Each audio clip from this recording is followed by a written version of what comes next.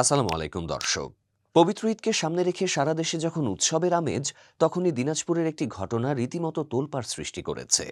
Warriors of July নামে একটি সংগঠন ঈদ উপলক্ষে আর্থিক অনুদান চেয়ে জেলার উপজেলা নির্বাহী কর্মকর্তাদের অর্থাৎ ইউএনওদের কাছে আবেদন করেছে। আর এই আবেদনপত্র সামাজিক যোগাযোগ মাধ্যমে ছড়িয়ে পড়তেই শুরু হয়েছে তীব্র সমালোচনা। দিনাজপুরের ১৩টি উপজেলার ইউএনওদের কাছে সংগঠনটির জেলা শাখা এই আবেদনপত্র পাঠিয়েছে। সদর উপজেলা অফিস সূত্রে জানা যায়, গত রোববার ওয়ারিয়র্স অব জুলাই সংগঠনের প্যাডে এই আবেদন করা হয়। আবেদনে বলা হয়েছে, আমরা দিনাজপুর সদর উপজেলার জুলাই যোদ্ধাগণ আপনার নিকট আবেদন করিতেছি যে আমাদের ঈদ ভালোভাবে যেন করিতে পারি, তাহার জন্য আপনার নিকট আর্থিক অনুদান চাহিয়া আবেদন করিতেছি। আবেদনপত্রগুলোতে সংগঠনটির জেলা শাখার আহ্বায়ক মোহাম্মদ ফরহাদ হোসেন ও সদস্য সচিব মোহাম্মদ মোস্তফা শাকিলের স্বাক্ষর ও সিল রয়েছে। একই ধরনের আবেদন অন্যান্য উপজেলাগুলোতেও পাঠানো হয়েছে।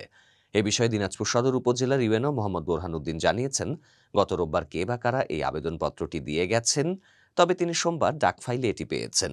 এক প্রশ্নের জবাবে তিনি পরিষ্কার করেন যে তার কোনো অনুদান দেওয়ার এখতিয়ার নেই এবং আবেদনকারীরা তার সাথে দেখাও করেননি বা ফোনে কথাও বলেননি। তিনিও কোনো প্রকার যোগাযোগ করেননি। এই ঘটনার তীব্র প্রতিবাদ জানিয়েছেন বৈষম্য বিরোধী ছাত্র আন্দোলনের সদস্য আজিজার রহমান।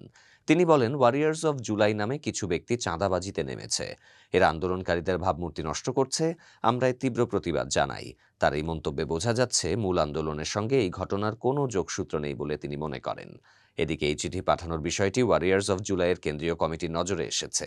তারা সঙ্গে সঙ্গে এ নিয়ে প্রতিক্রিয়া জানিয়েছেন। কেন্দ্রীয় কমিটির ফেসবুক পেজে আহ্বায়ক আবু বকর সিদ্দিক একটি কারণ দর্শানোর নোটিশ প্রকাশ করেছেন। সেখানে উল্লেখ করেছেন যে জেলাগুলোতে এমন কোনো নির্দেশনা দেয়া হয়নি।